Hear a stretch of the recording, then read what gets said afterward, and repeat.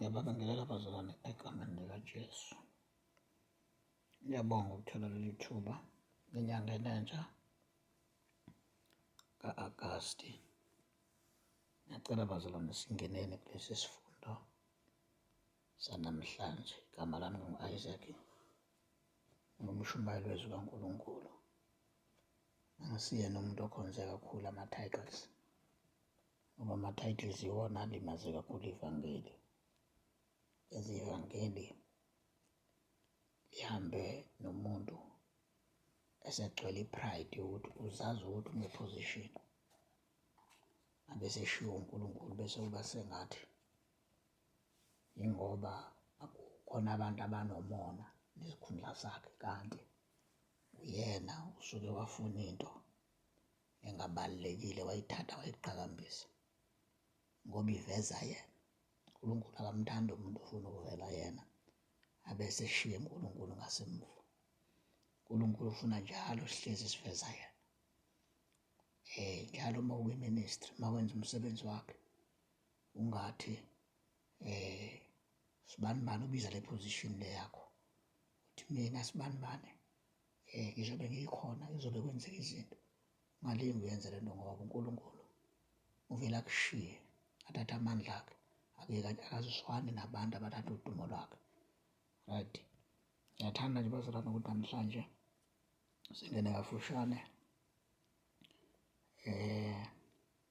encwadini Ayisiyo 55, okuyiyona esizokhuluma ngayo namhlanje ngokungabambezeli. Ngiyayithanda kakhulu bazalwane le ncwadi. Isihloko sayo phezulu sithi isimemo sokusindiswa. Isimemo sokusindiswa. Ngiyayithanda kakhulu. Ngithanda siqale evesini bazalwane lika-6, evesini 6 ithi, ufuneni uJehova esenokutholwa, nimbize eseseduze. Ayisiyo 55 verse 6, ufuneni uJehova esenokutholwa, nimbize eseseduze. Omubi makashiye indlela yakhe, nomuntu owenza okubi imicabango yakhe abuyele kuJehova, uyakuba nomusa kuye. uJehova uyakuba nomusa kuye. Yebo, abuyele kuNkulunkulu wethu ngokuba uyakwenza ukuthethelelwa kube kukhulu. Ngokuba imicabango yami ayisiyo imicabango yenu, nezindlela zenu azisizo izindlela zami, usho uJehova. Amen. Ngiyathanda bazalwane ukuthi sikhulume ngale ncwadi egameni likaJesu namhlanje ethi, mufuneni uJehova esenokutholwa. Uma le ncwadi uzoyiqala lapha ekuqaleni ithi, wenina nonke enomile. Isho ukuthini uma isho njalo? Isho ukuthi umzalwane mayezwa ukuthi kunezinto empilweni yakhe ezingakhoni ukwenzeka engenayo uNkulunkulu, loyo muntu ufanele aqonde ukuthi womile. Uma kunezinto ozenzayo kanti zikuqhathana uNkulunkulu, ubona ngolaka lwakhe ukuthi womile. Uthi ku-6, mfuneni uJehova umuntu. Ngamanye amazwi lapha bekuseyisimemo kuthiwa wenina nonke. Mase senifikile-ke, senithathile isinqumo sokuthi nizile, lithi iBhayibheli sekuwumsebenzi wenu-ke manje ukuthi nimfune uJehova. Nimfune. Ufunwa kanjani uNkulunkulu? Ufunwa ngokuthi omubi makashiye indlela yakhe. Verse 7 ithi, mfuneni uJehova esenokutholwa, nimbize eseseduze. Verse 7, ufunwa kanjani uJehova? Lithi omubi makashiye indlela yakhe. Izindlela zobubi bazalwane singeke size sayagxila ukuthi silokhu siyibala ukuthi iziphi, kodwa yonke into eyamanyala, ukungcola, nakho konke ukukhonza iy'thombe okumelene noNkulunkulu, konke lokho ingakho lithi izwi uma umakashiya indlela yakhe, zonke lezo y'ndlela kumele ukuthi uyishiye ubuyele kuNkulunkulu. Nemicabango emibi siphume kuyo, ukufisela abanye abantu izinto ezimbi, nokuhlezi udlinza izinto ey'ngcolileyo, ngoba lithi izwi likaNkulunkulu ngelinye ilanga, emthombeni omuhle akukwazi ukuphinde kuphume amanzi amabi. Ngesikhathi uma usumtholile wena uJehova, lezi zinto wawusuphuma kuzona, ngoba lithi omubi makashiye, uma uphume ey'ntweni zobumnyama zokungcola, izinto zokuphatha amayeza uhamba ukhubaza abantu, izinto zokuba nenhliziyo embi uzonda abantu, izinto zokukhulumela futhi, izinto zokungeqiwa izindaba zemizi yabantu, uhamba uqhatha abantu, izinto eziwukuthini ezithi uyixoki, ufuna uphume ekubeni yixoki, uphume ey'ndleleni ezimbi zobumnyama.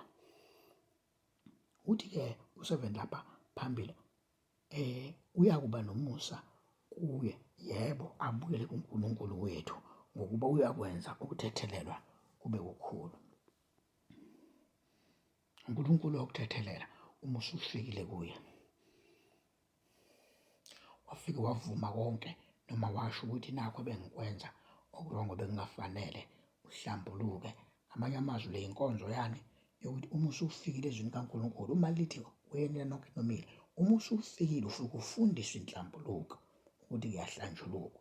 Le nto yokuthi ufike umukele uJesu bangakufundisi ukuthi kuyahlanjulukwa, usuke kungeyona indlela yokumukela uNkulunkulu, ngoba uma usufikile kuNkulunkulu noma usufikile kuJesu, fanele bakufundise ukuthi ufuna uhlambuluke, ukuze ukwazi ukuthi ngisho kunamacala owawenza empilweni yakho kudala ungakakholwa, funa uwahlambulule, ukline ingaphakathi lakho, inhliziyo yakho. Uma kukhona abantu ungabaxolele, ukhuleke kuNkulunkulu akufundise ukuthi ubaxolele, ubafisele izinto ezinhle. Le nto isho ukuthini? Isho ukuthi usuke uyiklina wena, ngoba izinto ey'ningi ziyabanjwa ukuthi wena awukho in a right position. That is why it's very important ukuthi uma ungena evangelini, funa ngaso sonke isikhathi uzibheke wena nesifundiso esibekwe kuwe. Usho njalo umbhalo ngelinye ilanga uthi sibheke wena nesifundiso esibekwe kuwe. Timotheo, kusho uPaul eshumayeza uTimotheo. So le nto isho ukuthini? Isho ukuthi ukukholwa kahle hle ukuze kubonakala ukuthi kuhamba kahle, ungabuka abantu benzani, zibuke wena noNkulunkulu ukuthi I see a change since ngingenile. Khona izinto engiyibonayo ngoba ngikubhekile, ngibheke lesi sifundiso lesibekwe kimi. So uthi-ke u8, ngokuba imicabango yami ayisiyo imicabango yenu, izindlela zenu azisizo izindlela zami, usho uJehova. So isho ukuthini mayithi imicabango, ngoba imicabango yenu ayisiyo imicabango yami? Le nto isho ukuthi always thina masicabanga, siye sicabange into e-limited, kanti uNkulunkulu uma efuna sicabange, ufuna ukucabanga kwethu sicabange bese sikunikela kuye, njalo ukucabanga kwethu sikunikele kuye. Ngoba uma sithatha imicabango yethu siyinikela kuNkulunkulu, kusho ukuthi uzosifundisa ukuthi uma sicabanga yiziphi izinto ey'balulekile ukuthi siyicabanga. Uma usufikile kuNkulunkulu noma usufikile kuJesu, khona izinto akufundisa zona. In most cases uyakufundisa kwesinye isikhathi ukuthi kuney'nhlelo, even kuma-TV ekungafanele uyibuke, even kwi-cellphone uyakufundisa ukuthi kuney'ndawo, kulama-app noma kuney'ndawo okungafanele ungene kuzo, uyakufundisa uma ungcwele. Kune-music okungafanele uyilalele, because ayikwakhi wena. Imicabango yethu ithini thina? Ithi silalela yonke i-music ngoba sikhule silalela yonke i-music. So uma usungenile la eJeswini noma in the presence of Jesus, uyafundiswa ukuthi awuyilaleli yonke imiculo, awuhambi onke amadili, awubi umuntu o-vulnerable noma kanjani, awuhambi uqaqa i-stress emgaqeni, uhamba ubhayisa ungazazi ukuthi uyaphi. Kodwa uma ungenayo into ozoyenza, kumele uhlale endlini ukuze uNkulunkulu akunikeze indlela zakhe, ngoba imicabango yakhe ayisiyo eyethu, neyethu akusiyo eyakhe. So that is why it's very important ukuthi njalo masicabanga funa sicabange njengoDavide obethi mayekhuleka athi ngifundise Jehova izindlela zakho ukuze ngenze njengalokhu wena Thixo uthanda ukuba ngenze. Ngoba intando kaNkulunkulu ngeke siyifunde uma sisebenzisa kakhulu imicabango yethu, kodwa funa sithi Jehova fundisa noma hlula inyama yami, hlula ukucabanga kwami, hlula imidlinzo yami, ungenelele phakathi kwempilo yami. Imicabango yami ayishiyi imicabango yenu. Isho ukuthini? Isho ukuthi thina njalo masicabanga sihlezi sicabanga izinto kwesinye isikhathi ezimncanulayo uNkulunkulu, ukuzibandakanya nezinto ezimelene noNkulunkulu. Uyafundiswa uma usungenile ekukholweni kwevangeli lensindiso, ufundiswe ukuthi khona izinto ezimncanulayo uNkulunkulu. Uyafundiswa ukuthi uNkulunkulu akalekelelwa, uNkulunkulu akadingi ukuthi umfungisele ukuze akhulume. Lo nkulunkulu uwuNkulunkulu owadala yonke into. Akayena uNkulunkulu okhubazekile, akasona isidalwa ukuthi mhlambe ubuye azanywe aqubulwe. Akanjalo lo nkulunkulu. This God is perfectly made, uphelele, akadingi i-assistance yethu ukuthi kuze akhulume noma kuzenza izinto fanele simsize. This God is God othi uma ningilalela fanele ningilalele nenze intando yami, nami ngizokwenza izidingo zenu ngenxa yokungilalela kwenu. Right, siyabonga kakhulu. Le ncwadi inamandla. Uma usufikile kuNkulunkulu u-avoid into ey'ningi ukuthi ungene kuzo. Uyabona lapha kuvesi 2 ithi nechithelana imali kukho okungesiso isinkwa.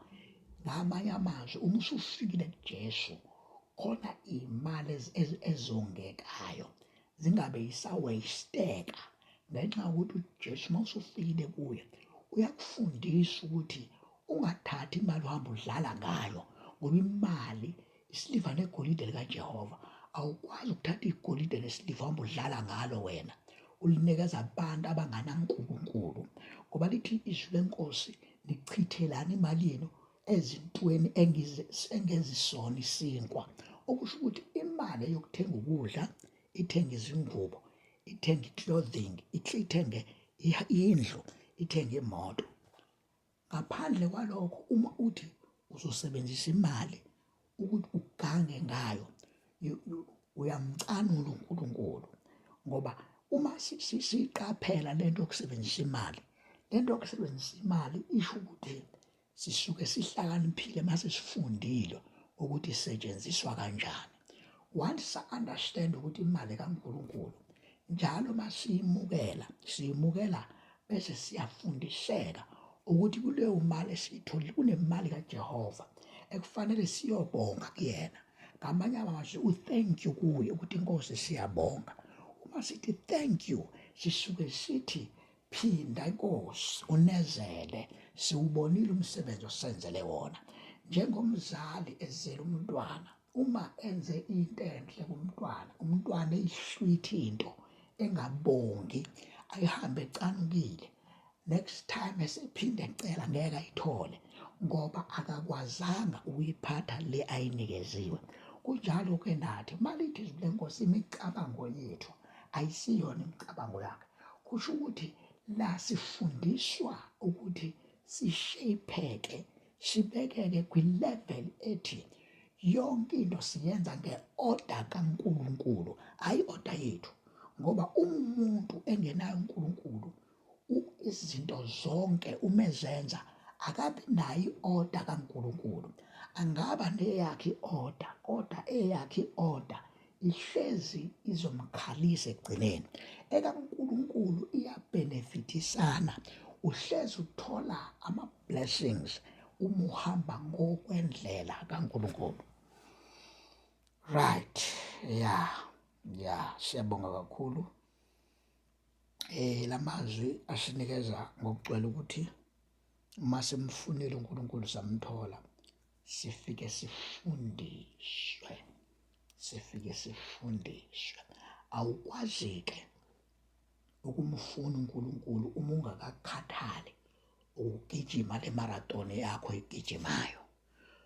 Lento ithini? Ithi uma sifunda enye incwadi ngelinye ilanga, ithi nina nonke enikhatheleyo nenisindwayo, nina nonke enikhatheleyo, zanini kimi nonke enikhatheleyo nenisindwayo, imithwalo kimi ifika ithule. Ivangeli angeke ungene kulo ungakhathele. Angiphinde ngisho, uma kukhulunywa ngevangeli kusuke kukhulunywa ngento ethathwa abantu abasuke sebekhathele ukudlalwa umascuzi la emhlabeni, bedlalwa abanye abantu. Abanye badrayiva bebenza imbongolo noma bebenza iy'thuthuthu zabo. Abanye bebenza noma yini abathanda ukubenza, bebenza opopayi, bebagxumisa, bebashayisa ivosho, bebenzisa yonke into. Uma ungena evangelini ungakhathele ey'ntweni zezwe, awukwazi ukulunga. Ingakho ufike ulona ivangeli uma usungenile kona, ngoba usuke ungakhathele. Kodwa umuntu okhathele usuke sethi ngifuna ukulalela yena yedwa uNkulunkulu. Noma abantu bangaphefoma into zabo phambi kwami, angeke ngize ngikwazi ukuthi ngijike esinqumeni sokulalela uNkulunkulu. Uma leli lizwi lithi mfuneni uJehova nisenokumthola, ngamanye amazwi sisenenhlanhla uma bekhona abantu abasashumayela, kusathiwa kusanamhlanje, ngoba khona isikhathi esizofika la uzumfuna khona uNkulunkulu ungabisamthola. Abanye ufika isikhathi sokuthi uma esedlule emhlabeni, kanti uzodlula engakaze amukele uKristu njengenkosi, ahambiswe esibhedlela esegula, afika alaliswe egumbini lakhe yedwa la eqalaza khona amashidi akhe. Kungene lelo nesi ngaleso sikhathi lifike limphose ngey'nhlamvu lezo zamaphilisi, liphume lihambe, akhale ezwa ukuthi namhlanje ngingedwa. Kanti lento ithi namhlanje njengoba besekhona basashumayela, usenethuba, ubungakwilingi, ufuna ukubona ukuthi kazi yini lasuke beyoyithola abanye. Manje-ke malithi esenokutholwa, siyeza isikhathi la uzomfuna khona ungabisamthola. Kwesinye isikhathi abanye badlula sebevaleka imilomo engasakhulumi, esefisa eseqhweba ngesandla, efisa ukukhuluma ukuthi ngabe ngiyamukela uKristu manje. Kucaca ukuthi wahluleka ukuthi amamukele eseyinala emningi uKristu. So-ke lamazwi uma ethi esenokutholwa, uyatholakala bazalwane. Kulesi sikhathi usatholakala. Uyabona, uma sikhuluma ngamazwe ekuthiwa inkolo ifike yabhenishwa kuwo, kwathiwa abasafuneka abantu abakholwayo, leso sikhathi nasezweni lethu siyothi masifika, sifike nosamukela uKristu, usu-right. Kodwa uma uqhubeka nenkani yokuphika, uyofikelwa nawukukhala nokupehla kwamazinyo njengabaningi okuyobafica uma sebefica isikhathi sabo, ngoba leli thuba lisekho, usatholakala. Siyabonga kakhulu. Engathi inkosi ingabusiswa ukuzwa lamazwi, ibusise izindlebe zonke bezilalele, ngoKristu namandla menkosi yethu kuze kube phakade.